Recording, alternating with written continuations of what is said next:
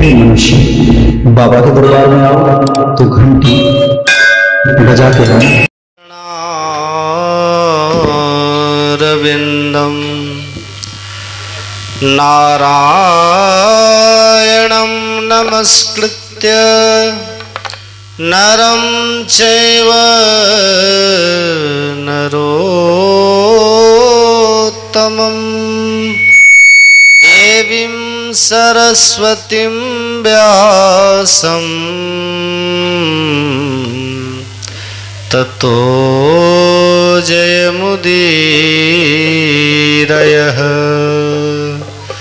सीतानाथ समारम्भां श्रीरामानन्दार्य मध्यमाम् अस्मदाचार्यपर्यन्तां वन्दे गुरुपरम्पराम्। बंदो गुरुपद कंज कृपा सिंधु नर रूप हरि महामोह तम पुंज जासु वचन रवि कर निकर। बोलिए प्रेम से श्री सद्गुरु श्री सद्गुरु महाराज, श्री सद्गुरु महाराज। आइए थोड़ा अपनी वाणी को पवित्र करें भगवान नाम से। सीताराम हनुमान सीताराम, सीताराम हनुमान सीताराम हनुमान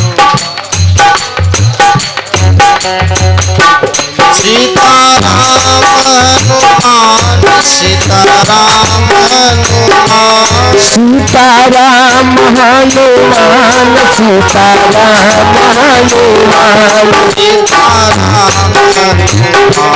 सीताराम हनुमान सीताराम हनुमान सीताराम हनुमान सीताराम हनुमान सीताराम हनुमान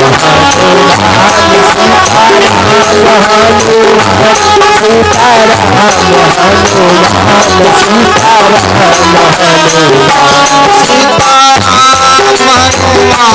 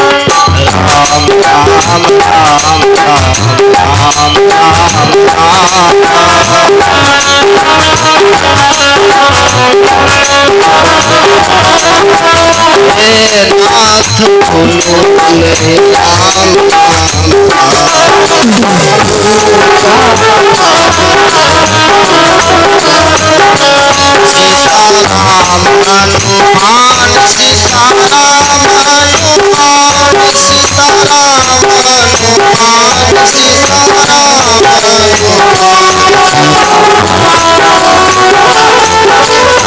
हनुमान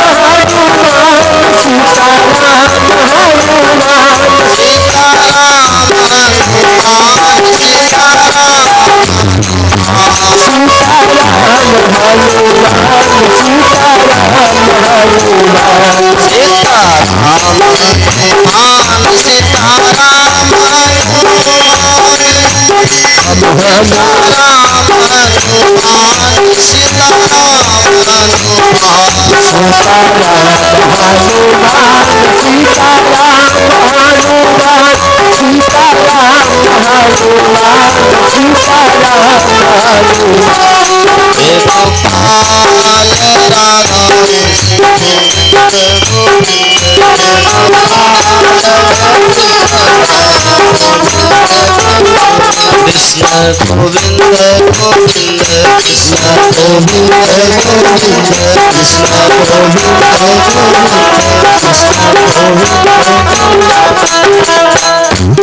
बोले श्री भगवान की विशेष कृपा से हम लोग सत्संग में उपस्थित हुए हैं, जिसमें हमारे मंचासीन पूज्य स्वामी स्वामी उमेशानंद जी महाराज एवं समस्त साधु समाज, सत्संग प्रेमी महानुभावों, पूजनीय माताओं तथा भक्तिमती बहनों एवं समस्त गायक मंडली, सबों को सिया राम में सब जग जानी करो प्रणाम। जोड़े जग पर भगवान की जब विशेष कृपा होती है तो जीव को सत्संग का सौभाग्य प्राप्त होता है। धन संपत्ति, पुत्र परिवार, यश कीर्ति, ये तो हमारे प्रारब्ध का परिणाम है। प्रारब्ध के विधान के अनुकूल ये सारी वस्तुएं जीव को प्राप्त होती है, लेकिन सत्संग की प्राप्ति, बोले सत्संग की प्राप्ति ईश्वर की कृपा का फल है। पुत्र पौत्र आदि की प्राप्ति तो प्रारब्ध का फल है, और प्रारब्ध के अनुकूल न चाहने पर भी सारी वस्तुएं प्राप्त हो जाती है। नास्तिकों को भी सुख संपत्ति और समृद्धि मिल जाती है, उनका भी प्रारब्ध उनको काम करता है। बीच में हल्ला गप सप मत कीजिए। जीव को सत्संग की प्राप्ति ईश्वर कृपा का फल है। बिनु सत्संग विवेक न होई, राम कृपा बिनु सुलभ न। भगवान की कृपा होती है तभी सत्संग सुनने का अवसर मिलता है। देवर्षि नारद जी सत्संग की महिमा का वर्णन करते हुए कहते हैं कि भाग्योदयन बहुजन्म समर्जिते न, कि जब जीव का भाग्योदय होता है, अनेक जन्म के पुण्य प्रकट होते हैं, तब उसे सत्संग की प्राप्ति होती है। और सत्संग में आकर विवेक का उदय होता है। अविद्या का, ज्ञान का जो मूल कारण है माया, उस माया की निवृत्ति होती है और जीव को परमार्थ का मार्ग प्रशस्त होता है।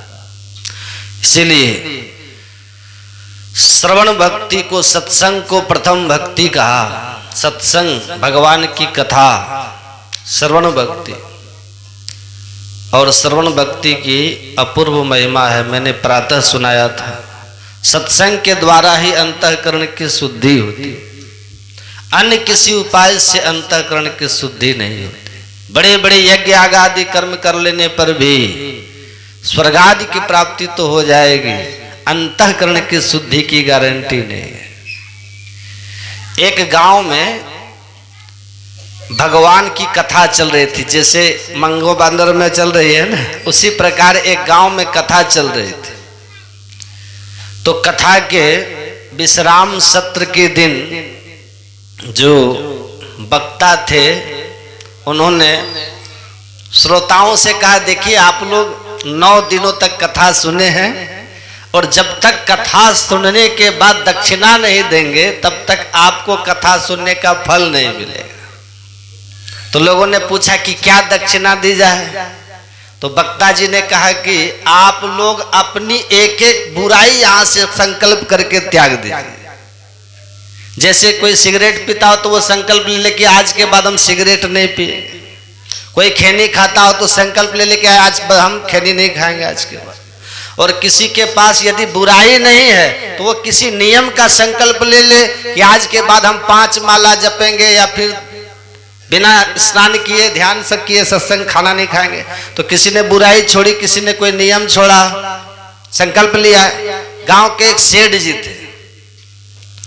सेठ जी ने एक दिन कथा में कभी आए न उन्होंने कोई नियम लिया न कोई अपने बुराई छोड़े। कथा पूरी हो गई।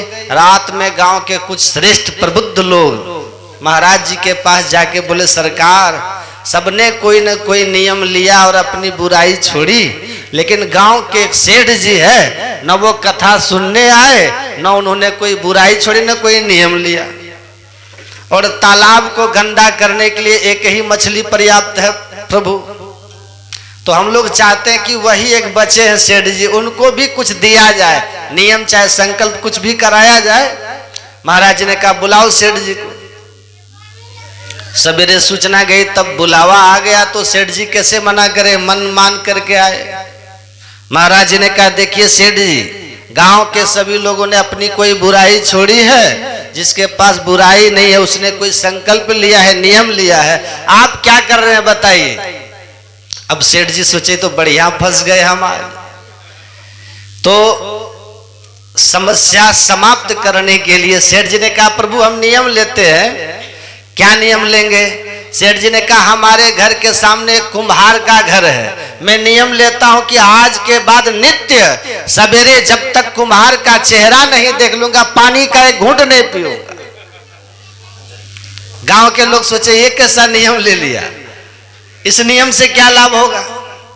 महाराज भी तर्क नहीं किए, कहे चलो एक जत रख ली, कम से कम कुछ तो नियम लिया। महाराज बोले चलो ठीक है बहुत बढ़िया, नियम ले लिया ना, अब इसका पालन करना। सेठ लगा पालन करने, नियम लिया तो निर्वाह भी किया। 12 वर्ष बीत गए, ध्यान से सुनिएगा। 12 वर्ष में एक दिन भी ऐसा नहीं गया जिस दिन सवेरे बिना कुम्हार के मुख को देखे बिना पानी पी लिया हो सेठ जी ने। नियम का पालन किया 12 वर्ष तक। 12 वर्ष बाद एक बार सेठ जी कहीं गए तो रात्रि में वो आ नहीं पाए घर।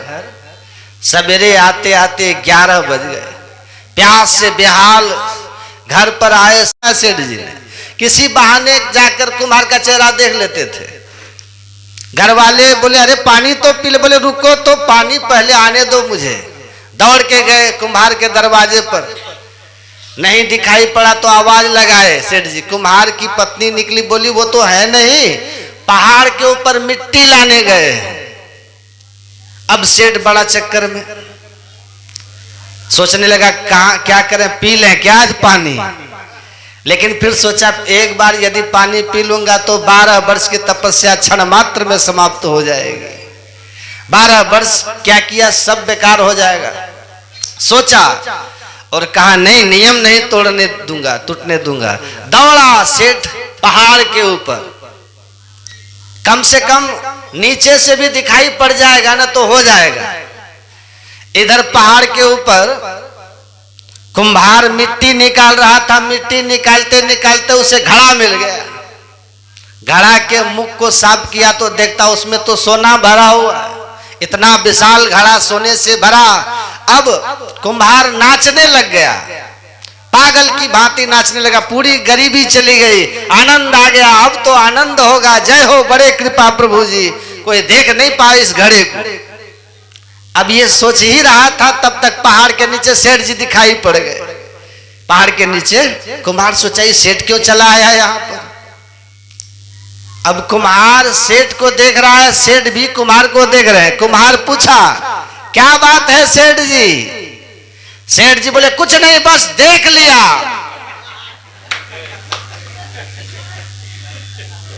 सेठ क्या बोला? देख लिया। सेठ जी तो बोलना चाहते थे तुमको देख लिया। कुम्हार को लगा घड़ा देख लिया। कुम्हार बोला जो देखे चुप रहिए, कुछ नहीं बोलिएगा, मुझे आने दीजिए नीचे। कुम्हार दौड़ के नीचे आया, आके पांव पकड़ लिया। सेठ जी आप किसी से बोलिएगा मत, 50-50। सेठ बोला 50-50, जरूर दाल में कुछ काला है। हाँ चलो चलो चलो, क्या 50-50, चलो। कुम्हार लेके गया घड़े के पास, कहा सेठ जी आपने यही घड़ा देखा था ना, बड़े कृपा रघुनाथ जी की हुई तो ये मिला है। आप किसी से कहिएगा मत, इसका आधा सोना मैं आपको देने के लिए तैयार हूं, लेकिन आप किसी से मत बताइएगा। जब घड़े को देखा कुम्हार, उसके भीतर भरे हुए सोने को देखा है, सेठ जी वही सिर पे हाथ धक कर बैठ गए और पक पक पकक के रोने लगे। कुम्हार ने कहा, सेठ जी आप रो क्यों रहे हैं, आपको तो नाचना चाहिए। सेठ जी ने कहा, प्यारे तुझे पता नहीं है, पिछले 12 वर्षों से नित्य मैं सवेरे पहले तेरा मुख देखता था, फिर जल का एक घूंट लेता था। बिना तेरे मुख को देखे मैं आज तक 12 वर्ष में न कभी पानी पिया। कुम्हार बोला, फिर रो क्यों रहे हैं?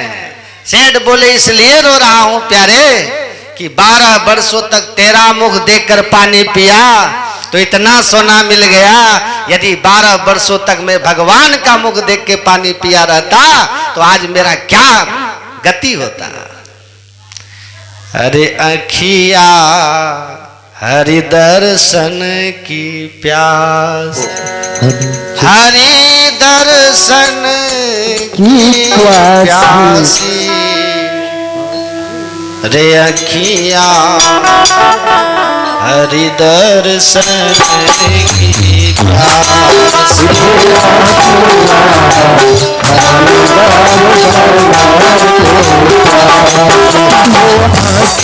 हरि दर्शन की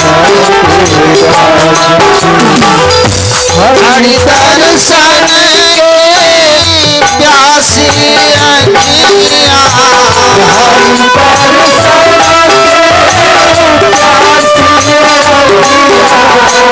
हरि दर्शन की प्यासी,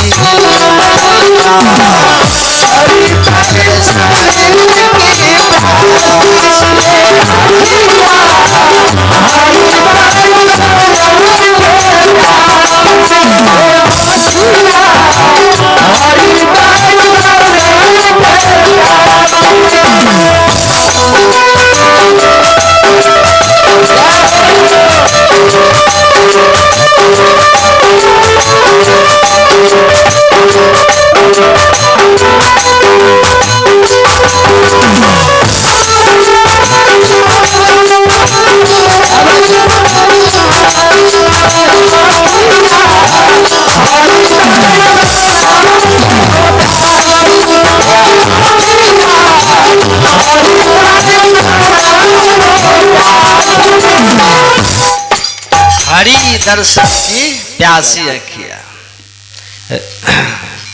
सूरदास जी की वाणी है, हरि दर्शन की प्यासी। तो भगवान को देखने का स्वभाव बनाइए, है ना। भगवान शंकर ने हमारे लिए उपाय बताया है, देवी भगवान की कृपा की अनुभूति यदि करना चाहते हैं तो केवल एक काम कीजिए। क्या? कुछ भी कीजिए, चतुराई पहले छोड़िए। मन से, वचन से, कर्म से चतुराई समाप्त हो जाए। अगर चतुराई नहीं मिटी तो ये करते रहिए, इसका कुछ मिलने उलने वाला नहीं है। चतुराई छोड़कर आप ध्यान कीजिए, जप कीजिए, सत्संग कीजिए, उसके साथ दर्शन कीजिए, 100 गुना दान कीजिए, 1000 गुना। जितना जोड़ते जाइएगा ना 10 गुना बढ़ता चला जाएगा। आनंद है, आनंद हो जाएगा। लेकिन पहले क्या कीजिए, एक को कीजिए, मतलब चतुराई को छोड़िए। छोड़ने के बाद संत कहते हैं विवेक उस ज्ञान को कहते हैं जिस ज्ञान के द्वारा सत असत, उचित अनुचित, ग्राह्य और त्याज का हम भेद समझ सके। उस ज्ञान का नाम विवेक है। दूध और पानी को अलग कर सके, तात्पर्य ये हुआ, विवेक का मतलब अच्छे बुरे के भेद को हम ठीक ठीक समझ सके, इसका नाम विवेक है। और ऐसा विवेक सत्संग में ही आकर के प्राप्त होता है। बिना सत्संग के विवेक की प्राप्ति नहीं हो सकती। बिनु सत्संग विवेक न होई। बात समझ में आ गई? बिना सत्संग का विवेक नहीं होता। तो फिर सत्संग कैसे होगा? तो गोस्वामी जी कहते हैं कि राम कृपा बिनु सुलभ न सोई। जब तक भगवान की कृपा नहीं होगी तब तक सत्संग नहीं मिलेगा। नहीं मिलेगा। और जीवन में सत्संग मिल रहा है तो समझ लो भगवान की कृपा आपके ऊपर हो चुकी है। भगवान की कृपा का यही परिणाम है कि आप सत्संग में आप बैठ गए, आ रहे हैं। नहीं तो लोग को बहुत, लेकिन किसको फुर्सत है सत्संग में आने की? और सत्संग में आने पर बड़ी बड़ी समस्याएं भी होती, बाधाएं भी आती है। गोस्वामी तुलसीदास जी महाराज कहते हैं कि यही सर आवत अति कठिनाई। ये सत्संग रूपी सरोवर में आने के कोई जीव चाहता है तो रास्ते में अनेक कठिनाइयां भी आती हैं। यही सर आवत अति कठिनाई। और अगर आप आ गए तो समझ लो भगवान की कृपा से आ गए। राम कृपा बिनु आई न जाई। राम जी की कृपा के बिना कोई सत्संग में आ नहीं सकता। और कितने लोग तो गाते हैं लेकिन आने के बाद उन्हें सत्संग का लाभ नहीं मिल पाता।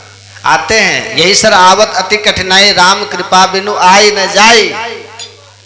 जड़ता जाड़ उसम उर लागा, गयो न मज्जन पाव अभागा। गोस्वामी तुलसीदास की वाणी है कि कुछ अभागे प्राणी ऐसे भी होते हैं जो सत्संग में पहुंच तो आते हैं, जिस किसी भी प्रकार से आ जाते हैं, लेकिन यहां आने पर उनको जड़ता का जाड़ा लग गया होता है। जड़ता जाड़ विषम उर लागा, गयो न मज्जन पाव अभागा। जैसे कोई व्यक्ति परिश्रम करके, मेहनत करके टिकट बनाकर किऊल से या फिर जमुई से तीर्थराज प्रयाग पहुंच जाए और प्रयागराज में, इलाहाबाद में जनवरी के महीने में जब कड़ाके की ठंडी पड़ती है, उस समय मौनी अमावस्या का स्नान वहां पर लोग करते हैं। और वहां जाने के बाद उसको जाड़ा लगने लग जाए और फिर हिम्मत नहीं हो तो कपड़े उतारने की, तो जा करके भी स्नान नहीं कर पाते। उसी प्रकार से जड़ता जाड़ विषम उर लागा, गयो न मज्जन पाव अभागा। जो अभागे प्राणी होते हैं वो सत्संग रूपी सरोवर तक पहुंच तो आते हैं, लेकिन अज्ञान का जाड़ा उनको इतना पकड़ लेता है कि उनका मन सत्संग में डूब नहीं पाता। आने के बाद भी तर्क कुतर्क से बुद्धि विचलित करते रहती है और सत्संग रूपी सरोवर में स्नान नहीं कर पाते। और अगर आ गए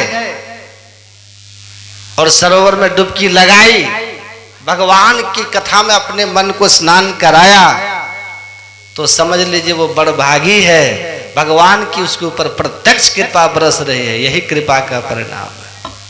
बोलिए श्री सदगुरु महाराज। राम कृपा बिनु आई न जाए। आप सभी बड़भागी लोग हैं, सारे मांगो बंदर के लोग, जो जहां तहां से समय से कितना समय निकाल कर सत्संग में भगवान की चर्चा श्रवण कर। जीव का परम धर्म यही है कि इस मानव योनि को प्राप्त करके भगवान के चरणारविंद को प्राप्त करें। इसलिए ये मानव जीवन मिलता है।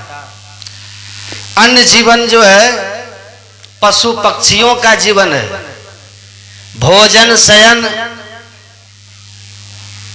संतान की उत्पत्ति, ये सब तो पशु भी लोग कर लेते हैं, भोजन शयन। लेकिन पशु क्या नहीं कर सकते?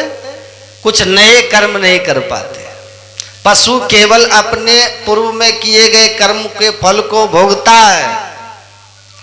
इसलिए पशु योनि जो है भोग योनि है। उस योनि में प्राणी अपने पाप कर्मों के फल को भोगता है, इसलिए वो पशु बनता है। और मानव योनि क्या है?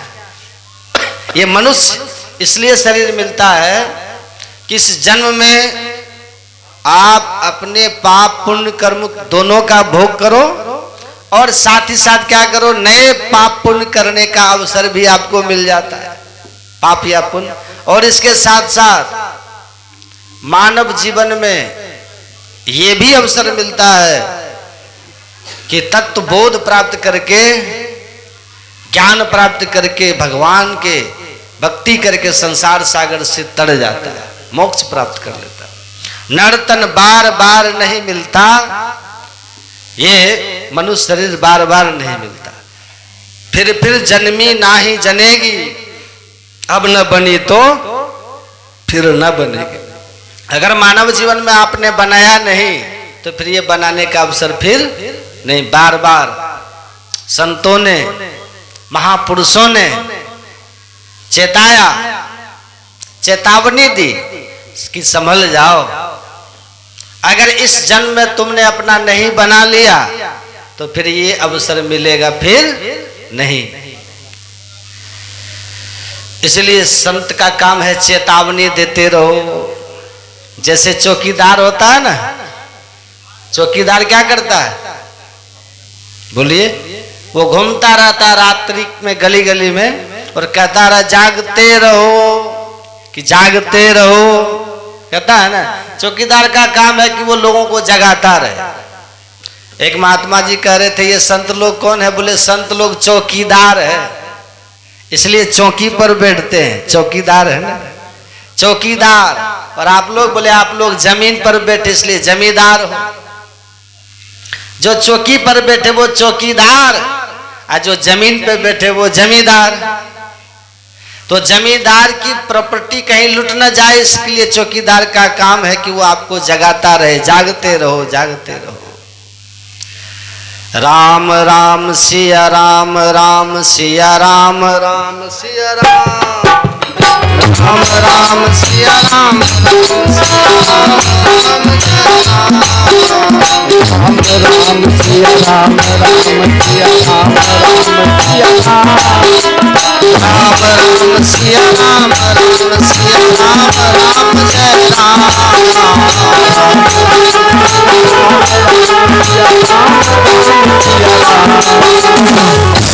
राम नाम के हीरे मोती मैं दिखता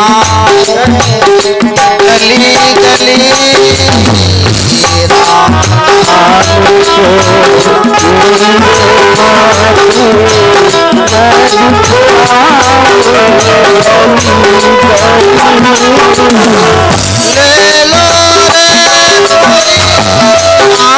का प्यारा,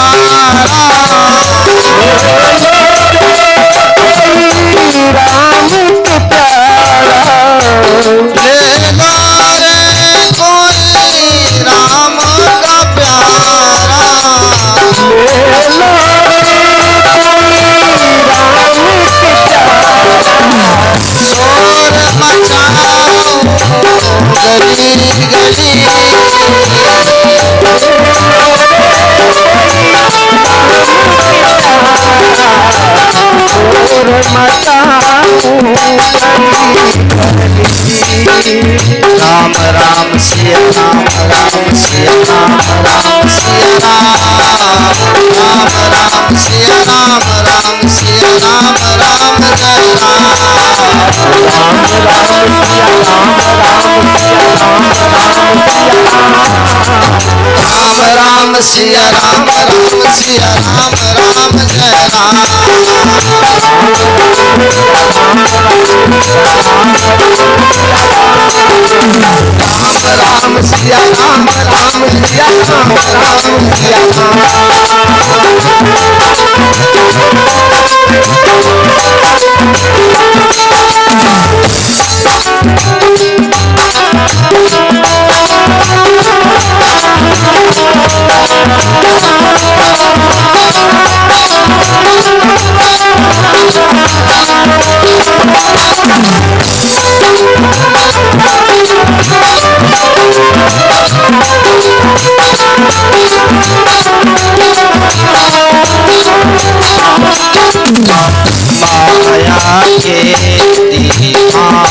सुन लो एक दिन ऐसा आएगा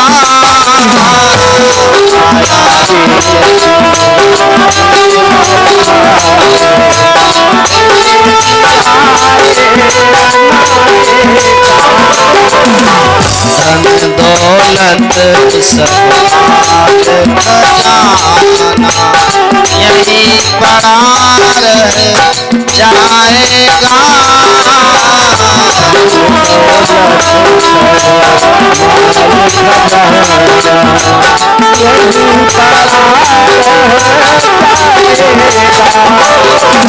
सुंदर काया माटी होती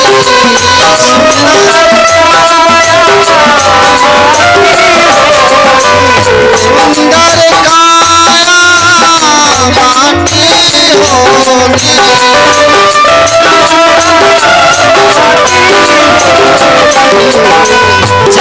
चर्चाओं की गली गली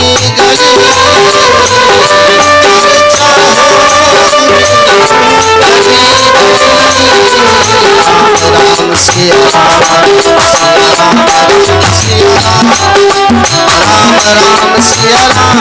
सिया राम सिया राम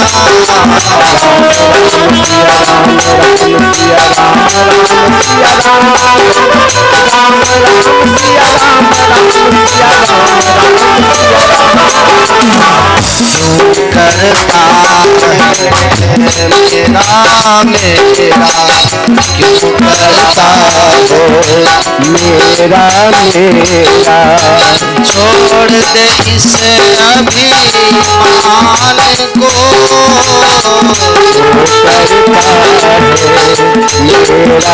मेरा छोड़ दे अभिमान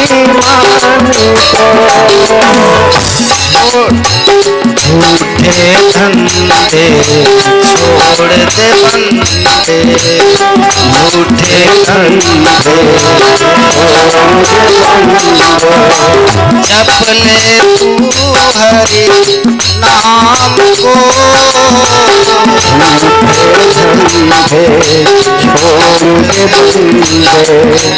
जप ले गुरु के नाम को जगत सराय दो की है जगत सराय आखिर होगी चला चली आखिर होगी चला चली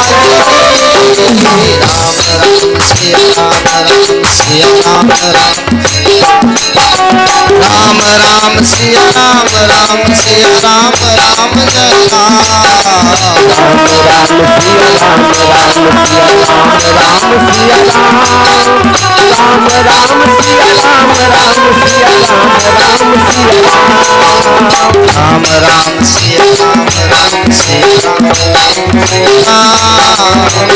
राम सिया राम राम सिया राम राम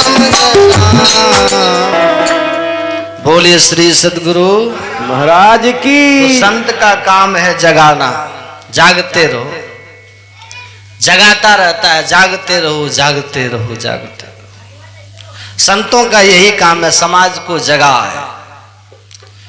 अपनी संस्कृति को, संस्कार को समझो और भगवान के चरणों में मन को लगाओ। ये संसार जो दिख रहा है ये क्षणिक है।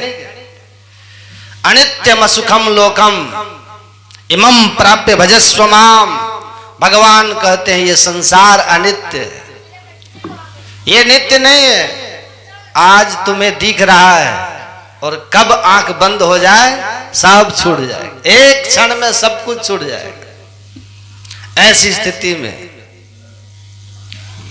अपने मन को, अपने चित्त को गुरु के चरणों में अब लगा लें। यही मानव जीवन का परम फल है। मनुष्य जीवन प्राप्त करने का यही परम उद्देश्य है, भगवान के चरण की भक्ति की प्राप्ति। और भगवान तो भक्ति से ही प्रसन्न होते हैं। भक्त्या तुष्यति केवलम न च गणैः भक्ति प्रियो माधव। भगवान भक्ति से ही प्रसन्न होते हैं। भक्ति का मतलब प्रेम, निस्वार्थ प्रेम, स्वार्थ रहित प्रेम, उसी को भक्ति कहते हैं। और बाकी जो भक्ति है बोलो वो तो स्वार्थ वाली है। महाराज मंदिर में गए, 2 पैसे का फूल, फोकट का पानी भगवान के ऊपर चढ़ाया और कहा महाराज हमारा ये काम, करोड़ों का काम भगवान से मांग लेते। तो ये भक्ति नहीं, ये व्यापार है। इसको व्यापार कहा। भगवान से व्यापार मत करो। भगवान से क्या करो? प्यार करो। प्यार में समर्पण होता है और व्यापार में लेन देन होता है। इसलिए श्रीमद् भागवत महापुराण में जब नरसिंह भगवान की कथा आई तो नरसिंह भगवान ने अपने खंबे से प्रकट हुए गर्जना करते हुए यस्तंभा गर्जना गगड़ गड़गड़ात बालचंद्रा व्योमा पाट्यमान पपट पटस्ताड्यमान षडाभि। गर्जना करते हुए नरसिंह भगवान जब प्रकट हुए, हिरण्यकश्यपु का वध कर दिया। भक्त प्रहलाद जी ने भगवान के चरणों में साष्टांग प्रणाम किया और कहा प्रभु आपके चरणों में मैं प्रणाम करता हूं, मेरे पर कृपा करो। तो भगवान बड़े प्रसन्न हो गए। भगवान ने कहा प्रहलाद वरदान मांगो, क्या चाहिए? आज मैं प्रसन्न हूं तुम्हारे ऊपर। ऐसी विषम परिस्थिति में भी तूने मेरा भजन नहीं छोड़ा। इतने दुख आए तुम्हारे ऊपर लेकिन तुमने मेरी भक्ति नहीं छोड़ी। तुम्हारे इस समर्पण से मैं प्रसन्न हूं, वरदान मांगो, क्या चाहिए? देखिए प्रहलाद जी क्या कहते हैं। यहां तक भगवान ने कहा कुछ भी मांग लो, कहो तो आज मैं तुमको ब्रह्मा बना दूं, ब्रह्मा जी की आवश्यक रिटायरमेंट दे दिया जाए, उनको सेवानिवृत्ति दे दी जाए, तुमको ब्रह्मा बना दूं। कहो तो मैं भगवान शंकर का जो पद है, भगवान शंकर को भी सेवानिवृत्त कर दूं, उसका पद तुम्हें दे दूं। इससे बड़ा पद और क्या हो सकता है? जो मांगो प्रहलाद। लेकिन भक्त प्रहलाद जी ने क्या मांगा? भक्त प्रहलाद जी ने भगवान से कहा प्रभु यस्त आशीष आशास्ते न सवृत्य सवै वणिक। जो आपसे कुछ मांगता है प्रभु वो आपका भक्त नहीं होता। खारिज कर दिया प्रहलाद जी ने। प्रहलाद जी ने कहा जो भक्त आपसे कुछ मांगता है वो आपका भक्त नहीं है, वो तो व्यापारी है। देने वाले को न पता हो इसको क्या चाहिए, इसके लिए क्या अनुकूल है। और भगवान बोले भगवान तो सर्वज्ञ है, वो सब कुछ मालूम है तुमको क्या चाहिए, कब चाहिए, कितना चाहिए, कैसे चाहिए, कितना जरूरी है, कितना जरूरी नहीं है, ये सब भगवान को पता है। अगर भगवान से मांगते हैं तो इसका मतलब भगवान की सर्वज्ञता पर हमको भरोसा नहीं है। भगवान अगर सर्वज्ञ है तो उनको सब कुछ पता है। हमारा हित किसमें है, हमारा हित कहाँ है, ये भगवान को पता है। इसलिए भगवान से मांगने की जरूरत, मांगना है तो भगवान से केवल 2 चीज मांगो बस। क्या क्या मांगो? बोले भगवान शंकर ने जो मांगा वो मांगो। भगवान शंकर ने क्या मांगा? बोले जब राम जी का राज्याभिषेक हुआ अयोध्या में, सभी देवता भगवान की स्तुति करने के लिए आए, तो भगवान शंकर भी आए थे। तो भगवान शंकर ने कहा प्रभु आपसे मैं कुछ मांगना चाहता हूं। भगवान से श्री राम ने कहा मांगो। तो भगवान शंकर ने, इसका मतलब ये है, देखिए मांगने के लिए भगवान शंकर सिखा रहे हैं हम लोगों को क्या मांगना। भगवान शंकर कहते हैं बार बार बर मांग हूं हर्ष देहु श्रीरंग, पद सरोज अनुपायनी भक्ति सदा सत्संग। 2 चीज मांगा भगवान। हे प्रभु आपके चरण कमलों की अनुपायनी भक्ति मुझे मिले और मुझे सदा सत्संग मिलता रहे, यही दो चीज आप हमको दे दीजिए। बोलिए श्री महाराज तो मांगना भी आपको आना चाहिए कि किससे क्या मांग रहे हैं। गुरु महाराज जी कहते थे राजा मांगने के लिए गए तो क्या मांगोगे, क्या मांगोगे? 5 किलो गेहूं दे दीजिए, राजा की भी बेइज्जती है। तो जो परम पिता है, परमात्मा है, उनसे क्या मांगोगे? कबीर साहब कहते क्या मांगू कछु थिर न रहाई, क्या मांगू कछु थिर न रहाई, क्या मांगू कछु थिर न रहाई,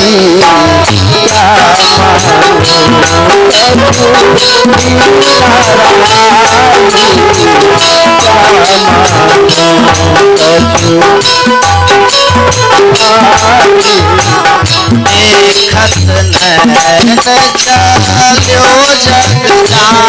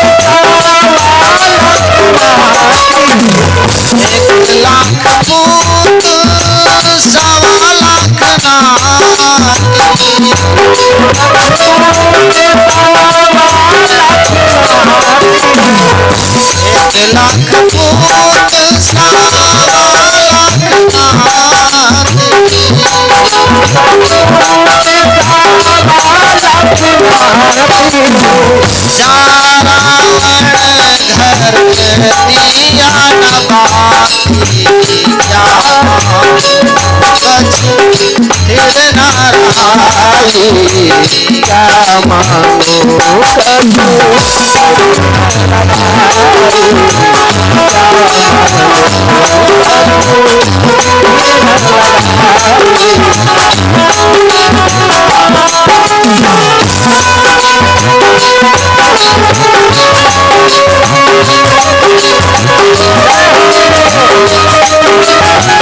कछु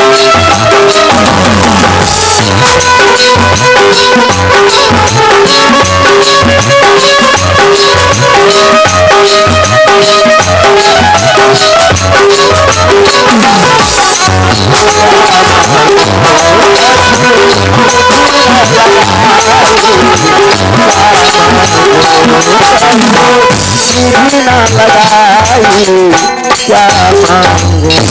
कबीर साहब कहते क्या मांगू कछु थिर न रहा है, देखत नैन चलो जग जाए, 1 लाख पूत 1.25 लाख नाती, जा रावण घर दिया न बाती बाती, सोने का महल रुपए का छाजा, छोड़ चले नगरी के राजा, आवत संग न जात संगाती, का भय दल बांधे हाथी, कहे कबीर अंत की बारी, हाथ झाड़ जो चला जुआरी। जुआरी जब हार जाता है ना, दिन भर की मेहनत की कमाई मुंह लटका के चला जाता। वैसे जीवन भर धन संचय करने में अगर आप बिता दिए और आत्म धन के लिए आपने प्रयास नहीं किया, हरि धन आपने जमा नहीं किया, भक्ति का धन जमा नहीं किया, तो आप हारे हुए जुआरी की तरह अंत में जम की मार खाते हुए जाइएगा, व्यर्थ हो जाएगा। तो मांगना क्या चाहिए? गुरु महाराज कहते थे मांगो ऐसा। क्या मांगो? गुरु महाराज ये कहानी कहते थे कि एक राजा की कई रानियां थी, राजा बनारस जा रहे थे दूसरे राजा के यहाँ, तो सब रानियों को बुला के कहा कि मांगो, क्या चाहिए आप लोगों को। जब उधर से लौटे तो क्या लाया आपके लिए, तो सब अपना इतना बड़ा बड़ा लिस्ट थमा दी लोग कि ये लेते आइएगा, ये लेते आइएगा, ये लेते आइएगा, सब कुछ लेते आइएगा। एक छोटी रानी थी, उससे पूछा कि तुमको क्या चाहिए। बोली हमको कुछ नहीं चाहिए, आप चुपचाप सकुशल मेरे पास लौट के आ जाइए, बस हमको यही चाहिए। राजा सबके लिए सामान लिया, तो जो नहीं मांगी उसके लिए नहीं लेंगे, लेंगे कि नहीं, सबके लिए लेंगे। या जो नहीं मांगी, मांग करके लेने में, मांग करके कौन लेता है पता है, उसको तो दिया जो मांगा, लेकिन जो नहीं मांगी थी ना उसके लिए भी लिया और सबके घर में सामान भेजवा दिया। लेकिन सभी छोटी रानी जो थी उसके पास राजा स्वयं चले गए और उसी महल में जाके रह गए। तो गुरु महाराज जी कहते थे देखो उसने राजा से राजा को ही मांग लिया तो राजा भी मिल गए और संसार भी मिल गया। तो परमात्मा से जो परमात्मा को मांगते हैं उसको सब मिल जाता है ना। लेकिन हम लोगों का क्या है पता है? हमको कोई पूछते हैं बाबा कुछ चाहिए तो हम कहते हैं हाँ कलम ले लीजिएगा, किताब लेते आइएगा, है ना। इससे ज्यादा और क्या मांगेंगे। आज जो नहीं भी मांगेगा ना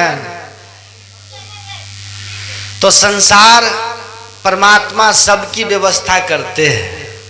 भगवान कृष्ण कहते हैं गीता में योग क्षेम बहाम में, हम जो भगवान की भक्ति करता है भगवान उनकी सारी व्यवस्था स्वयं करते। एक आदमी ने कहा, आलसी था बहुत, ध्यान से सुनिएगा, भगवान की भक्ति करते करते एक दिन भगवान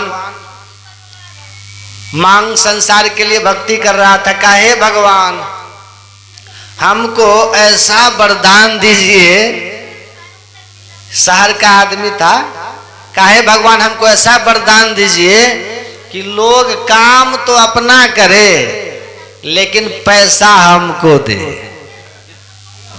काम लोग अपना करें और पैसा हमको दें। तो खटेंगे आप अपना और जमा करेंगे आप मेरे पास, सब लाके हमको दे। भगवान बोले कि ठीक है एवं मस्त। वो क्या हुआ पता है उसको क्या मिली? नौकरी मिली, काम उसको मिला। शहर में जो गए होंगे देखे होंगे लिखा रहता ना सुलभ शौचालय। शौचालय में लोग जाते हैं, शौच पैखाना करते हैं और वहां जो बैठा रहता है उसको 10 रुपया 5 रुपया देते हैं ना, वो उसी सुलभ शौचालय का किरानी बन गया। लोग काम अपना करते थे, पैसा उसको देते थे। तो भगवान से मांगने में थोड़ा आप लोग भी सावधान रहिएगा कि क्या मांगू, कछु थिर न रहा। इसलिए संसार क्या मांगना है? आत्मा का परमात्मा का ज्ञान हो जाए, ईश्वर मिल जाए तो सब मिल जाएगा। आप भक्ति कीजिएगा, व्यवस्था ईश्वर की होगी। आप भक्ति में, आपकी वृत्ति अगर भक्तिमय हो जाएगी तो आप ही सब व्यवस्था हो जाती है। संसार अपने आप सुधर जाता है। आप भक्ति करके देखो, भगवान से, भगवान शंकर ने भक्ति मांगी और सत्संग मांगा। तो भगवान से कभी मांगना भी है तो यही मांगना है प्रभु आपके चरणों की भक्ति मिले और क्या मिले? सदा सत्संग मिले, संतों का संग मिलता रहे। और संतों का संग मिलेगा तो सब कुछ प्राप्त हो जाएगा और भक्ति जीवन में आएगी तो सारे सद्गुण आ जाएंगे। यस्यास्ति भक्तिर भगवत किंचना सर्वैहि गुणैहि तत्र समासते सुराः। वेदव्यास जी कहते हैं कि जब जीव के हृदय में भगवान की भक्ति आ जाती है तो जितने देवता हैं, एक एक गुणों के जो देवता है वो सारे देवता अपने गुणों के सहित उसके अंदर आकर के निवास कर जाते हैं।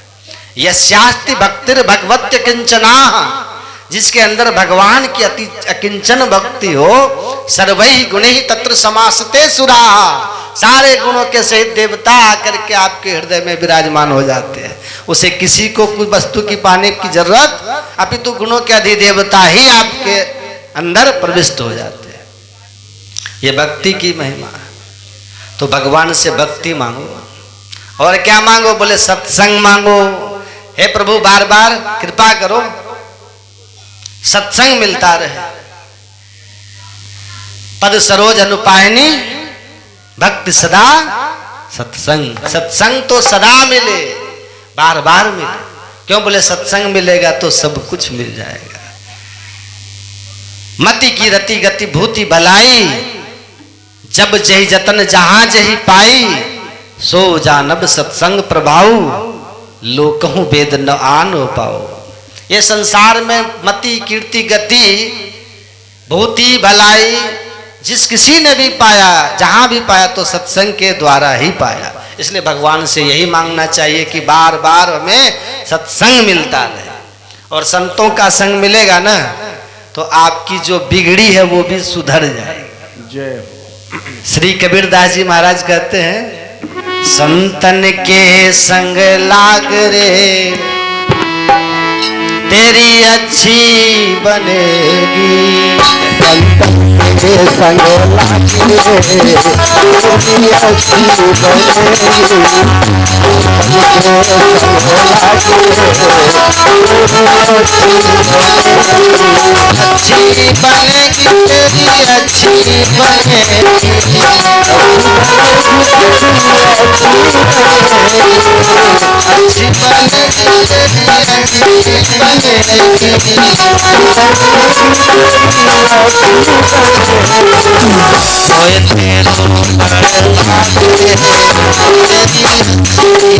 बनेगी, तेरी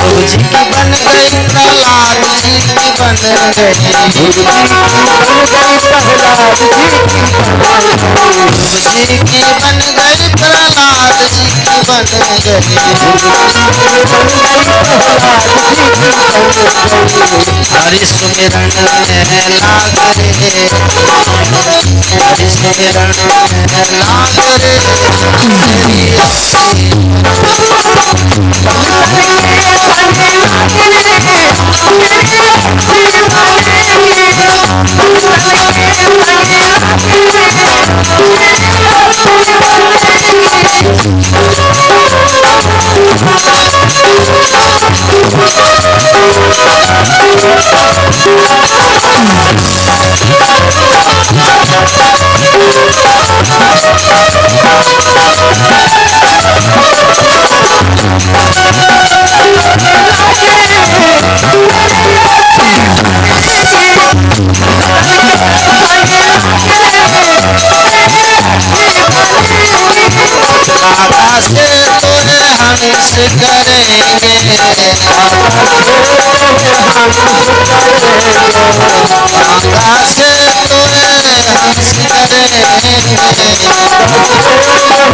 में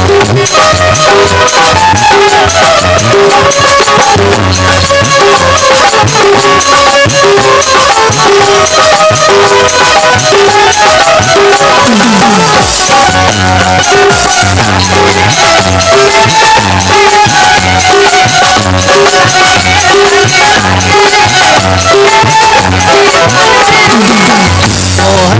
रे, दिन सोए, मोहन सा मैं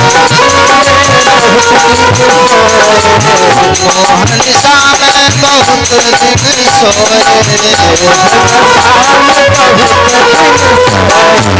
जाग सके तो अब जाग रे, जाग सके तो अब जाग रे, मेरी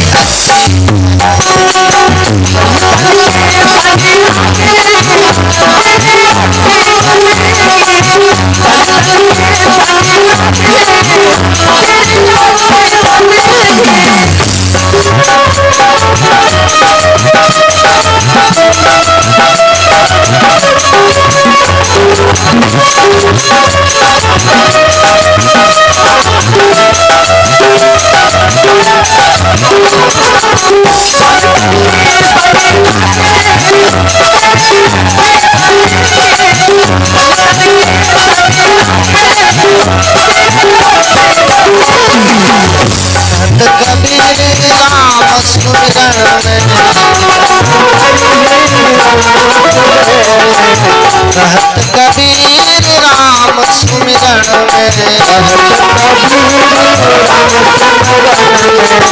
पाग सके तो अब पाग रे, पाग सके तो अब पाग रे,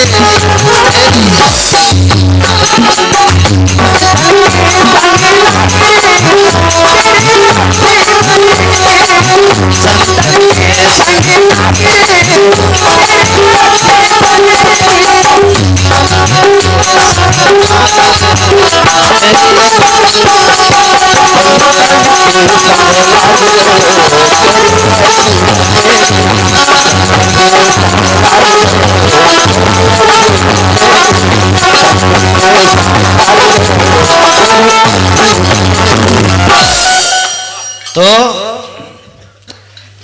सत्संग से किसका किसका काम बन गया, उदाहरण दिया। ध्रुव जी की बन गई और प्रहलाद जी की बन गई। संतन के संग लाग रे तेरी अच्छी बनी। संतों का संग अगर मिला तो कभी आपका नुकसान नहीं। गोस्वामी तुलसीदास जी महाराज कहते हैं साधु ते होई न कारज हानि। कभी साधु से सब संग से हानि नहीं, कोई नुकसान नहीं। ये संसार सपना है, ये अपना नहीं है, ये सपना है। भगवान शंकर कहते हैं उमा कहो मैं अनुभव अपना, सत हरि भजन जगत सब सपना। ये सपना और सपने में कितना भी परिश्रम करके राजा बन जाओ, जागने के बाद कुछ नहीं, और सपने में सब कुछ लुट जाए उसके बाद जागने के बाद भी कहीं कुछ नहीं। यही संसार है। इस बात को अगर आप समझ ले तो दुनिया में कहीं कोई कष्ट है ही नहीं। न कुछ नुकसान में दुख है, न फायदा में सुख है। सुख दुख से परे होकर आनंद में डूब जाओ, यही संतों की मस्ती है। संतों ने इसलिए आनंद में मग्न रहते हैं। मस्त राम मस्ती में आग लगे बस्ती में, कोई फर्क नहीं। ये संतों की मस्ती है। आप काम बहुत करते, पढ़े बहुत है, पर स्ट्रेस बना रहता है, तनाव बना रहता है। कभी घर का तनाव, कभी। और हमारे संतों को देखिए, भारत के संतों को देखो, जो पक्कड़ संत होते हैं, बड़े मौज में रहते, वो 24 घंटे मुस्कुराते रहते हैं। क्या दुख क्या सुख, क्यों? क्योंकि अध्यात्म एक ऐसी पढ़ाई है, अध्यात्म एक ऐसी यात्रा है, अध्यात्म एक ऐसा जीवन है जिस जिंदगी में कुछ भी जेब में न हो तब भी व्यक्ति संसार की भांति जिंदगी जीता है। बोलिए श्री सतगुरु महाराज की जय। मौत को भी गले बड़ी प्रसन्नता पूर्वक लगाता है। क्या कहना संतों का। गुरु गोविंद सिंह को देखिए, क्या अद्भुत महापुरुष थे। उनके दोनों बालकों को जब दीवाल में औरंगजेब द्वारा चिनवाने का काम किया गया कि उनको दीवाल में चिनवाया जाए, उनसे फिर कहा औरंगजेब ने, तुम्हें दीवाल में अपने मौत मृत्यु को नहीं अगर चाहते हो तो तुम मेरा धर्म कबूल करो। मुस्कुरा के उन्होंने कहा, माफ करना, प्राण दे देंगे पर धर्म में अपना ही रखे रहूंगा। धर्म से समझौता नहीं किया। ये सामर्थ्यता सिर्फ और सिर्फ संतों की कृपा से ही होती है। गुरु गोविंद सिंह बहुत अच्छे साधक संत थे और बहुत बड़े योद्धा भी थे।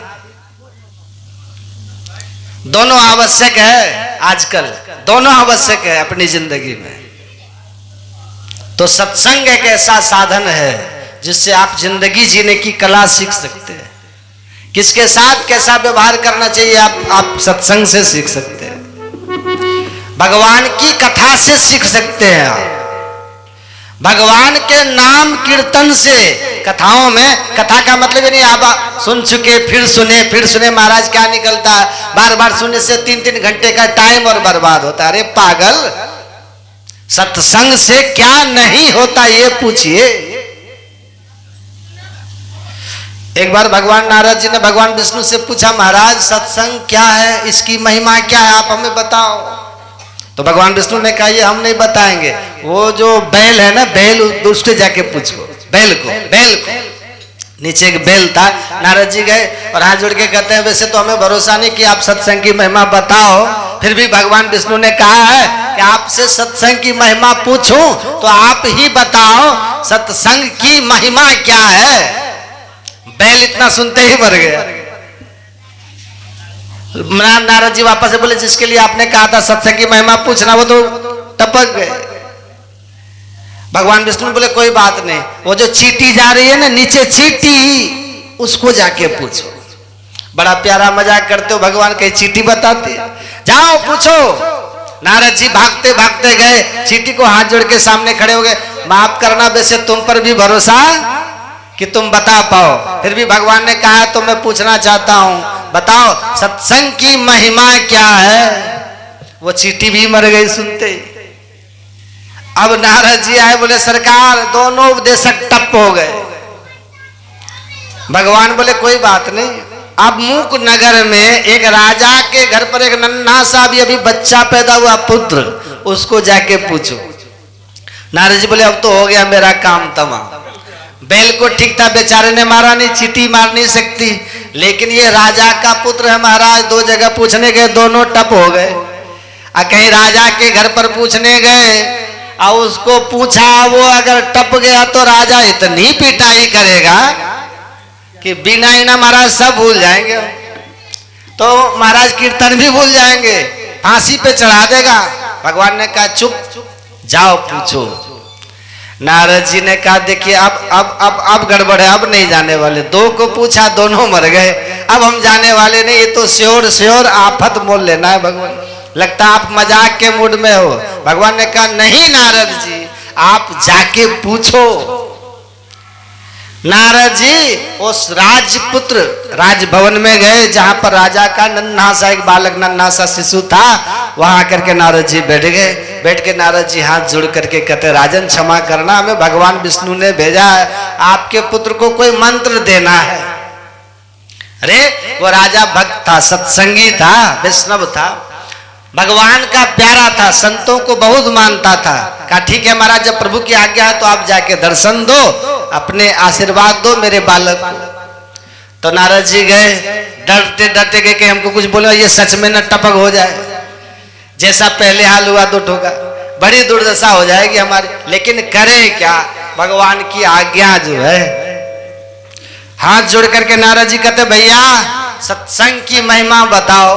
अब लगा कितना तो पूछेंगे तो ये तुरंत मर जाएगा, तो डरने लगे नारद जी। लेकिन जैसे इतना कहा तो वो बालक हंसने लगा।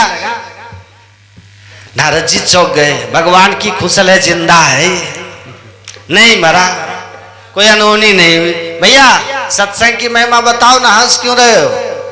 तो वो नन्हे से बालक में चेतना विद्यमान हो गई नारद जी की वाणी सुन के, क्योंकि भगवान की आज्ञा थी कि वो बालक की वाणी स्फुरित हो गई।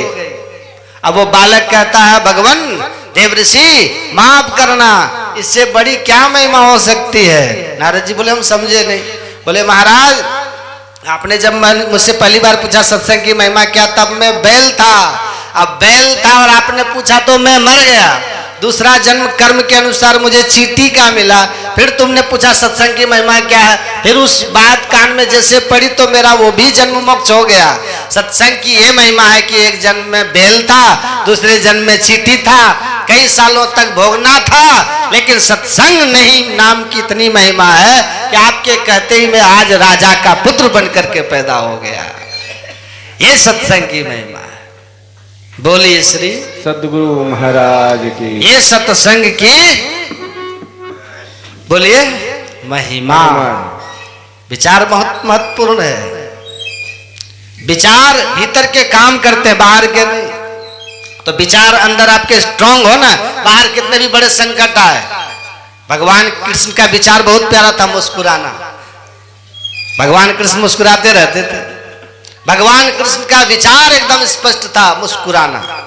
आओ मुस्कुराए यारो। वो जो भी काम करते थे मुस्कुरा करके भगवान। युद्ध में भी खड़े तब भी मुस्कुरा रहे हैं। कुछ तो जो लड़ने वाले को थे ना सिपाही, वो मुस्कुराहट में ही आकर के आत्महत्या कर लेते थे। उनके भगवान कृष्ण का एक प्यारी चीज हमें सूत्र अच्छी लगी, मुस्कुराहट। विचार उनका स्पष्ट था, मुस्कुराना। और आज देखिए ये बात कोई शास्त्र से ढूंढने नहीं है, हद यह है कि मुस्कुराने का विचार एकदम परिपक्व था। इनका परिवार आपस में लड़ करके मर गया, इन्होंने मुस्कुराना नहीं छोड़ा, तो बाहर का संकट इनको रुला नहीं पाया। और आप भी अपनी जिंदगी में अगर हमेशा हंसना चाहते हैं ना, तो अपने विचार एकदम स्पष्ट रखिए। हम लोग सबसे पहले प्रचार करते हैं, विचार बाद में होना ये चाहिए, पहले विचार फिर प्रचार।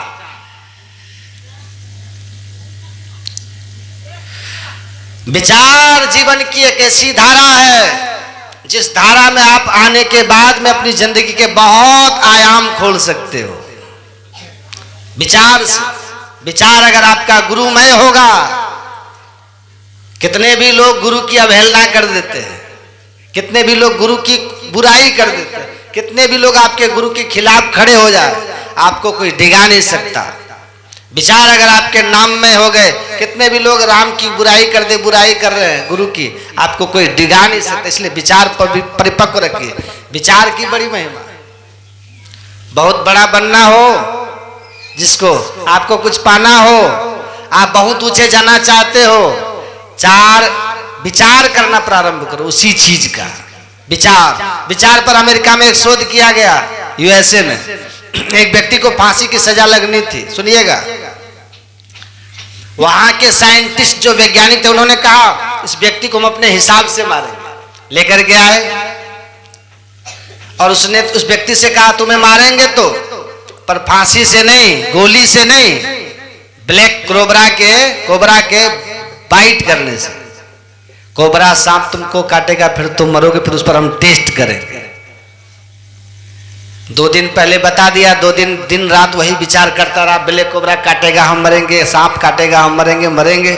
2 दिन बाद जब वो दिन आया उसको मरना था, तो उसको बंद किया गया कमरे में, हॉल में। चारों तरफ कैमरे लगाए गए, हजारों लोग बैठे अंदर, बड़े बड़े वैज्ञानिक डॉक्टर बैठे हैं। सांप भी लाया गया, ब्लैक कोबरा उसके सामने रखा, देख ये काटेगा तू मरेगा। उसका हाथ लिया, आंखों में पट्टी बांध दिया और सांप से कटवाया नहीं। क्या किया? एक नकली माउथ लिया इसने, माउथ यानी नकली सुई चुभाया, पट्टी खोल दी, तुम्हें सांप ने काट लिया। अब देखिए 15 मिनट में वो मर गया, विदिन। आप कहिएगा हार्ट अटैक से मर गया होगा, आप कहोगे बेचैनी से मर गया। बात यही खत्म नहीं होती। जब उसका ब्लड निकाल के टेस्ट किया गया तो उसके ब्लड में ब्लैक कोबरा का पॉइजन पाया गया, जबकि काटा नहीं था। ये हम नहीं कोई बात कर रहे, सिद्ध प्रमाणित बात अमेरिका से कह रहे हैं। इसका अर्थ क्या हुआ? इसका सीधा अर्थ यह है कि हमारे मस्तिष्क में ही विष है, हमारे मस्तिष्क में ही अमृत है। हम जिसका विचार करेंगे हम वैसे ही बन जाएंगे, वैसे ही बन जाए। हमारे विचार में सब कुछ है। और ये बात हमने किसी, आपको बहुत बड़ा साइंस वैज्ञानिक आप नहीं बैठे इसलिए नहीं बोली, ये बात हमने इसलिए बोली कि एक बात का आज से विचार करना प्रारंभ कर दीजिए, हम ईश्वर के अंश हैं, इस बात का विचार कीजिए। कोई हमें नहीं डिगा सकता है। लाखों लोग आए, करोड़ों तूफान आए, पर ईश्वर के अंश हैं। ये आप भी विचार कीजिए, अपने बच्चों से भी विचार करवाओ। इसका उपाय क्या है, इसका फल क्या होगा? इसका फल ये होगा कि आप भी संस्कारमय हो जाओगे, आप भी ईश्वरमय हो जाओगे, आप के बच्चे भी ईश्वरमय हो जाएंगे, ईश्वर से जुड़े रहेंगे, जिंदगी भी आनंदमय गुजरेगी और आपके बच्चों की भी जिंदगी आनंदमय हो जाएगी, क्योंकि हम सब ईश्वर के अंश हैं। ईश्वर अंश जीव विनाशी, चेतन अमल सहज सुख राशि। ईश्वर अंश जीव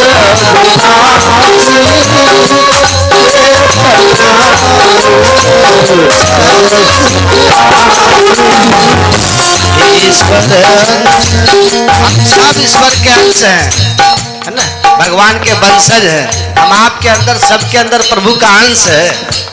लेकिन विचित्र बात है कि भगवान का एक नाम परमानंद है, एक नाम सच्चिदानंद है, एक नाम आनंद घन है। लेकिन आनंद घन, सच्चिदानंद, परमानंद दूर की बात, हमारे जीवन में तो सुख भी नहीं है। आनंद की तो बात छोड़ दीजिए, सुख हो तब बात बने, तब तो हम माने कि ईश्वर के अंशज हैं। हम ईश्वर के ही अंशज हैं, ईश्वर के ही वंशज हैं। पर बसंतर इतना हो गया, कामना के चक्कर में, वासना के चक्कर में हमारी जिंदगी में पर्दा लग गया और जिंदगी आनंद में वासना में नहीं होती, उपासना में जिंदगी आनंद में होती। विदुर जी ने प्रश्न किया, प्रत्येक प्राणी सुखी होना चाहता, फिर सुखी होता क्यों नहीं? हम आप जितनी भी मेहनत कर रहे हैं सुखी होने के लिए ना कर रहे हैं, हम सुखी रहे, हमारे बच्चे सुखी रहे, इसीलिए तो मेहनत कर रहे हैं। पर हम जितना प्रयास सुख पाने का करते हैं, हम उतने ही दुख के दलदल में फंसते चले जाते हैं। उल्टा होता है, एक गरीब किसान हल चला के, मेहनत करके, पसीना बहा करके खेत की मेड़ पर वृक्ष की छांव में तान दुपट्टा सो जाता है, 10 रोटी खाता है चटनी से और खर्राटे बजा के सोता है। जमीन में बिछाने के लिए कुछ नहीं, घास फूस वहीं रहता है, उबड़ खाबड़ तान दुपट्टा निश्चिंत होकर सोता है। और वही जब संपन्नता से परिपूर्ण हो जाए तो एयर कंडीशन कमरे में भी लोगों की नींद की खा के गोली, तब नींद आती है। परिणाम विपरीत हो जाता है। सुखाय कर्माणि करोति लोको न ते सुखम बान्य दुबार बम्बा। विदुर जी का ये प्रश्न है भगवान से कि प्रत्येक प्राणी जब सुखी होना भी चाहता है और दिन रात उसके लिए मेहनत भी कर रहा है, फिर उल्टा परिणाम क्यों होता है? सुख न पा करके दुख के ही दलदल में धंसता चला जाता है। मैत्रेय जी बोले, विदुर जी आप साक्षात धर्म के अवतार हैं, मांडव मुनि के श्राप से आपको विदुर बनना पड़ा है। ये महाभारत की कथा है। एक बार राजघराने में चोरी करके चोर भाग गया। पुलिस वालों को पता चला तो राजदूतों ने पीछा किया भागते हुए चोरों का। चोरों ने समझ लिया कि हम पकड़े जाएंगे, बच नहीं पाएंगे, तो उन्होंने क्या किया, मांडव मुनि तपस्या कर रहे थे, उनकी झोपड़ी में घुस गए और जो चोरी का माल था वो कुटिया में छुपा दिया और लंगोटी लगा करके रही है क्या। जीवन तो भैया एक रेल है, जय हो।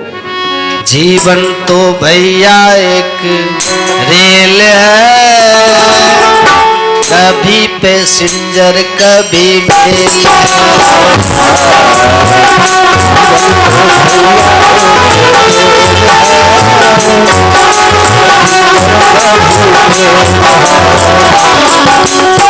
जीवन तो भैया एक रेल है, कभी पैसेंजर कभी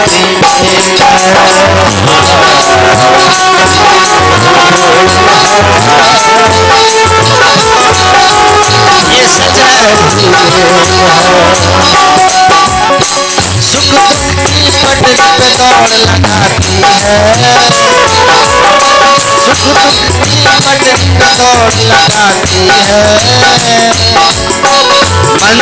तक हमको ये पहुंचाती है। मंजिल तक हमको ये पहुंचाती है।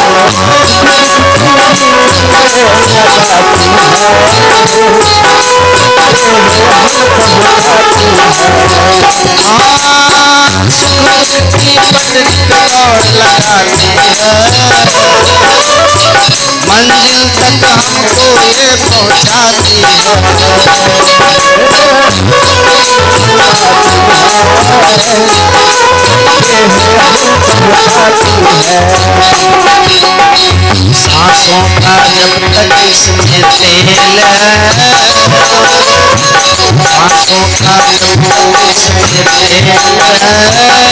तेल है, कभी पैसेंजर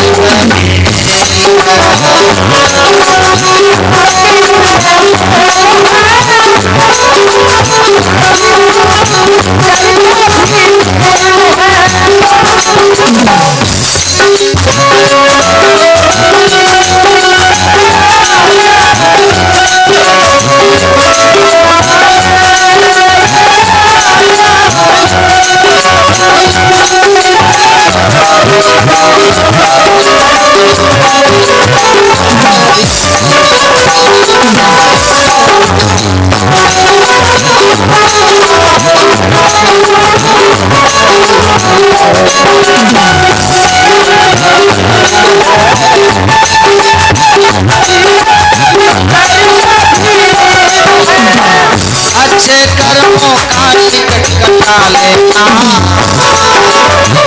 अच्छे कर्मों की टिकट कटा लेना, आगे जो चिट्ठी को दिला देना।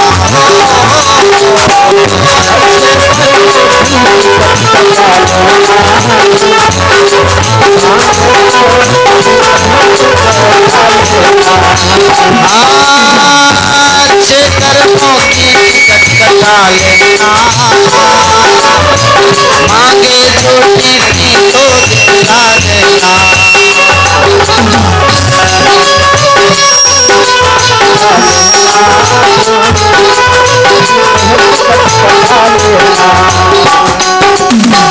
बिना टिकट को सीधी जेल, बिना टिकट को सीधी जेल, कभी पैसेंजर कभी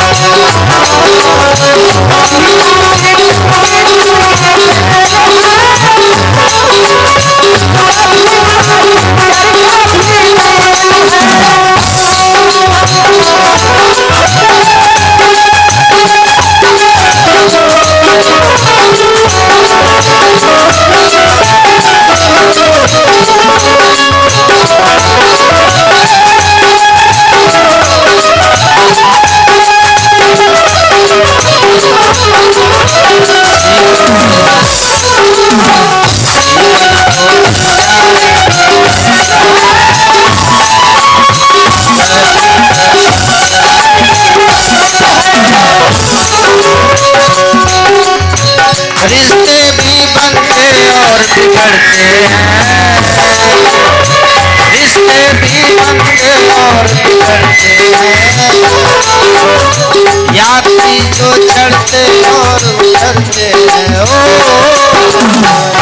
रिश्ते भी बनते और यात्री जो चढ़ते और उतरते हैं। माया के सिग्नल का ये खेल है, कभी पैसेंजर कभी रेल है।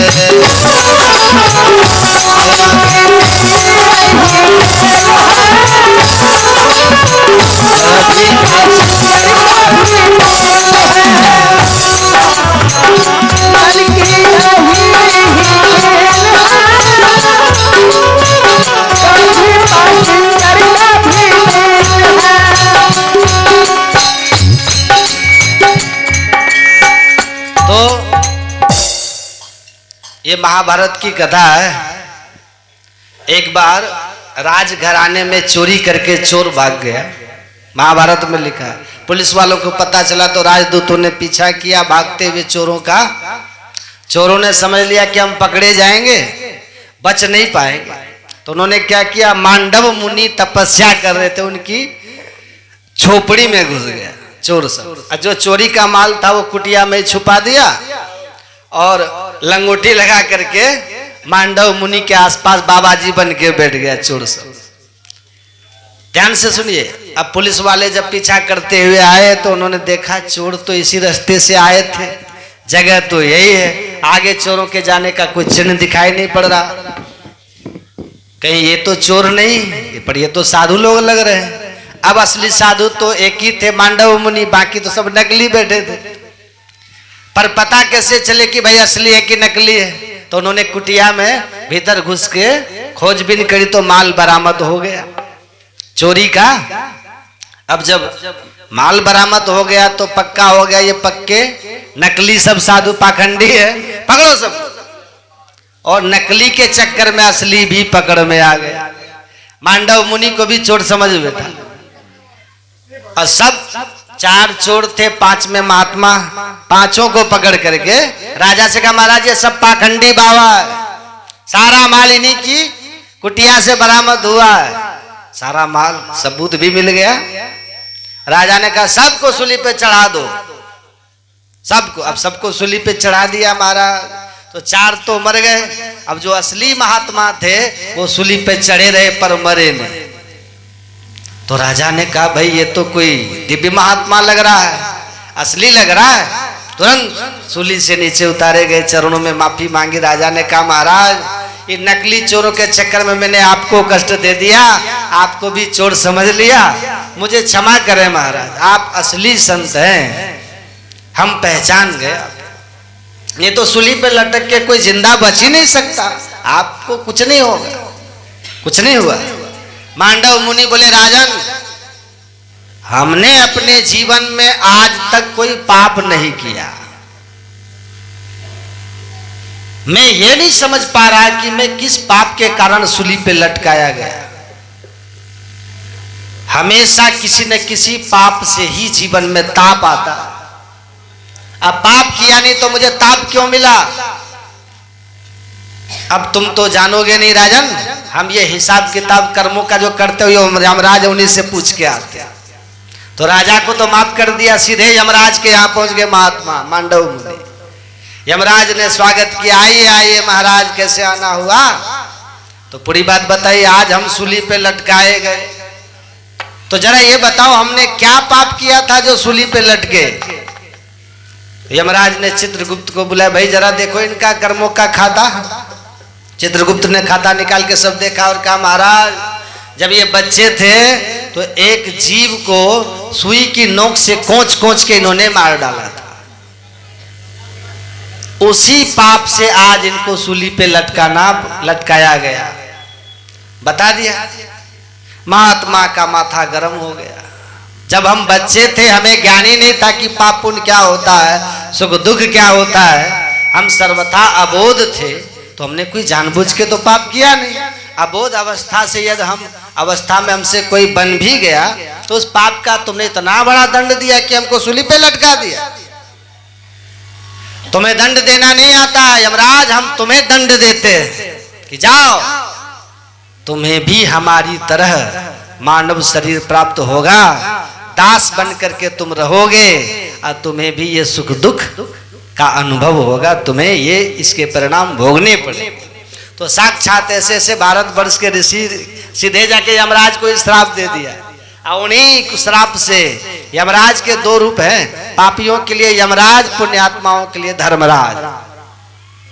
जैसे कोई न्यायाधीश होता है ना, जजमेंट देता है, तो जिसको फांसी का आदेश सुना दिया उसको वो यमराज दिखाई पड़ता है, इन्हें मार डाला इन्होंने हमको, कहता है ना। जिसको बाइज्जत बरी कर देता उनको वो धर्मराज दिखाई पड़ता है, इनकी कृपा से बच गए। उसी प्रकार पापियों को यमराज और पुण्यात्माओं को धर्मराज एक ही व्यक्ति 2 रूपों में दिखाई पड़ते। अतः मांडव मुनि के श्राप से वही धर्मराज यमराज विदुर के रूप में जन्म लिए। विदुर मांडव्य शापात भगवान प्रजा संयमनो यमः भ्रातु क्षेत्रे भोजस्याय जातः सत्यमति सुताः। इस प्रकार से समझाया मैत्रेयी जी ने और कहा विदुर जी देखो, माया ने हम समस्त जीवों को विपरीत ज्ञान करा दिया। विपरीत ज्ञान का मतलब भगवान आनंद सिंधु है पर हमें उनमें आनंद नहीं आता है, और संसार दुखालय है, हमें इसी में सुख दिखाई पड़ता है। इसको कहते हैं विपरीत ज्ञान। मिश्री मीठी होती है सब जानते हैं, पर नीम कड़वा होता है, ये भी सबको मालूम है। परंतु यदि आप नीम मीठा लगने लगे अब मिश्री खाने पर कड़वा मुंह हो जाए तो जान लो आप रोगी हैं, आपका पित्त बिगड़ा हुआ है, या आपके शरीर में विष का प्रभाव है। जिसके शरीर में विष व्याप्त हो जाता है उसको नीम मीठा लगने लगता है, और मिश्री उसको कड़वी लगेगी। ऐसे ही भाव भुजंग से जो ग्रसित प्राणी है, संसार सर्प ने जिसको अच्छी तरह काट खाया है, ऐसे प्राणियों को जो विषय तुल्य विष तुल्य विषय है वो मीठे लगते हैं, और जो आनंद सिंधु सुखराशि भगवान है वो उनको फीके लगते हैं। भगवान में स्वाद नहीं आता लोग, और स्वाद किस में आता है? विषयों में आता है। तो जो विपरीत ज्ञान हो गया कि नहीं, विष तुल्य विषय आपको प्रिय लग रहे हैं, मधुर लग रहे हैं, और जो मधुरा माधुर्य मूर्ति माधव परमात्मा वो आपको फीके लग रहे हैं। इसका मतलब आप रोगी हैं, महारोगी हैं। अब इसका इलाज कीजिए, सत्संग की औषधि का सेवन करो, सदगुरु का आश्रय ग्रहण करो, स्नेह स्नेह आपको परमात्मा में आनंद आने लगेगा। तब आप कहलाएंगे मधुराधिपति रखिलम मधुरम, माधुर्य मूर्ति माधव बड़े मीठे हैं। ध्यान सत्संग अंतर साधना मानस अंतर साधना इस बंद नेत्र से आप करेंगे। इस तरह से देखिए, अतिशय अभ्यास करते करते दृष्टि स्थिर होगी। फिर अगल बगल कहूँ दृष्टि न डोले सन्मुख बिंदु पकड़ लागी, फिर ब्रह्म ज्योति खुल गई अंतर में। आपका काम एकदम आगे सरल सरल काम हो जाएगा। तो बस अंधकार में खूब लड़ाई होती है, उसके बाद एक बार 10वां द्वार का झलक मिला, उसके बाद आप रोज आनंद में, जब मन करेगा कब समय मिले ध्यान पर बैठूं, और जब ध्यान पर बैठिएगा एकदम आनंदित होकर के उठिएगा, क्योंकि परमात्मा की एक विभूति ज्योति रूप में आपको कई बार दर्शन हुआ। भले उस पर दृष्टि नहीं ठहरी हो पर दिखा तो है, वो उम्मीद तो जगी है, और साधना में आपकी स्थिति बढ़ती जाएगी। तो कहने सुनने की तो बहुत बात है, करने के लिए इतना ही बात बहुत है। तो इतना ही कह करके मैं अपनी वाणी को विराम देना चाहूँगा। तो आप सबको बस 2 मिनट में ख़त्म करते हैं। पशु की तरह अगर हम सब हैं, जहाँ किसी संबंध रिश्ता व्यभिचार, अपने बच्चों के प्रति कर्तव्य, अपने माता पिता के प्रति कर्तव्य का भाव नहीं है, तो पशु है। गाय को देखते हैं बगल में, पशु बच्चे को जन्म दे देती है, पशु बड़ा हो जाता है, जन्म देने वाली माँ बूढ़ी हो गई, बीमार है, उस बच्चे को मतलब होता है पशुओं में कि माँ बीमार है घास ला के दे दें। बस 2 मिनट सुनिए ध्यान से। मर बही गई तो उधर अपना खा रहा है, कोई फर्क नहीं पड़ता पशुओं में। ये पाश्विक प्रवृत्ति, ऐसी संस्कृति हमको नहीं होना है। हमको हमारे दो, हम दो हमारे दो, और जो हम 2 को जन्म दिया वो क्या काशी मथुरा हरिद्वार जो, वो कहाँ जाएंगे जो हम 2 हमारे 2 को जन्म दिया। एक लड़की ने कहा कि अगर माता पिता को रखने का अधिकार बेटियों को मिल जाता तो इस देश में कहीं कोई वृद्धाश्रम नहीं खुलता। ये बेटा वृद्धाश्रम भेजता है। मैंने कहा बहन जी ध्यान से सुनिए, मेरा मानना यह है कि वही बेटी जब बहू बन जाती है तो बहू बनकर के अपने सास ससुर को माता पिता मान ले, तो फिर दुनिया में कहीं वृद्धाश्रम नहीं। लेकिन वो अपने माता पिता को तो बहुत ख्याल करती है, लेकिन सास ससुर का संबंध की जब बात आती है तो उसके विचार बदल जाते हैं, सिद्धांत बदल जाते हैं, सिद्धांत बदल जाते हैं। तो ऐसा नहीं होना चाहिए। सास ससुर को माता पिता की तरह आदर दीजिए, सम्मान कीजिए, सेवा कीजिए। और सास ससुर को भी चाहिए कि बेटी के 1000 दोष छिपाती है, बहू का प्रचार करती है? जैसे बेटी की कमी को छिपा लेती हो लोगों से, उसको डांटती हो सुधार के लिए, वैसे बहू के दोष को भी छिपाइए, उसको उसके मुंह पे कहिए, पब्लिक में मत कहिए, पड़ोसी में मत कहिए, वरना आपको अपना कैसे माने। तो हमको इस व्यवहारिक ज्ञान को भी समझना है। धन वैभव लेके नहीं जाइएगा, भाई से बेईमानी नहीं करना है। भगवान राम और भरत की परंपराओं के हम लोग हैं। वहां देखते हैं कैसे राजगद्दी एक दूसरे को दे रहे हैं कि तुम्हारा हक तो तुम्हारा हक, तो सब छोड़ के जाना है। तो इन बातों को भी थोड़ा ध्यान दीजिएगा। जहाँ प्रेम है वहाँ लक्ष्मी बसती है, वहाँ शांति है, वहाँ आनंद है। इसलिए सब मेल प्रेम से रहिएगा। आप लोगों का जीवन सुखमय हो, शांतिमय हो, आनंदमय हो, और आप लोग के जीवन में आध्यात्मिक उन्नति हो, यही मेरी ईश्वर से प्रार्थना है। जो कुछ भी मैंने कहा, अगर आप लोगों को कुछ बुरा लगा होगा, जो कोई बात मैंने कहा जिससे आपका कल्याण हुआ, आपको अच्छा लगा, आपके जीवन में प्रभाव डाला, वो सब मेरे गुरु के थे। मेरा वो कुछ नहीं था। जो कुछ कहूँ तुम्हारी कृपा, और जो बातें आप लोग को छुभी होगी वो मेरी होगी, क्योंकि गुरु का ज्ञान चुभता नहीं है, कल्याण करता है। हमारा ज्ञान आप लोग को चुभ सकता है, तो उसके लिए मुझे क्षमा कर दीजिएगा। तो जो कुछ अच्छा लगा अपना लीजिएगा, जो आपको लगा कि ठीक नहीं है उसको छोड़ दीजिएगा। वैसे मैं अपने जानते सब बातें कल्याण की कही है, आपके भले की कही है। तो आप सबको एक बार पुनः शुभकामना देता हूँ। हमारे आदरणीय क्या नाम है, जो जालो पंडित जी, पूज्य जालो पंडित जी अभी संसार में नहीं रहे, उनकी पहली पुण्यतिथि थी। हमारे रंजीत जी ने हमें फोन किया कि उनके सत्संग में मैं भाग लिया। उनकी आत्मा की सदगति के लिए मैं गुरु महाराज जी से प्रार्थना करता हूँ कि उनकी आत्मा जहाँ हो, गुरु महाराज अपनी शरणागति में उनको रखे, और उनके परिवार में सबको खुशहाल रहे, सबका मंगल हो, सबका कल्याण हो। इन्हीं शुभकामनाओं के साथ आप सबकी भी मेरे लिए शुभकामना। बोलिए प्रेम से श्री सद्गुरु महाराज की जय।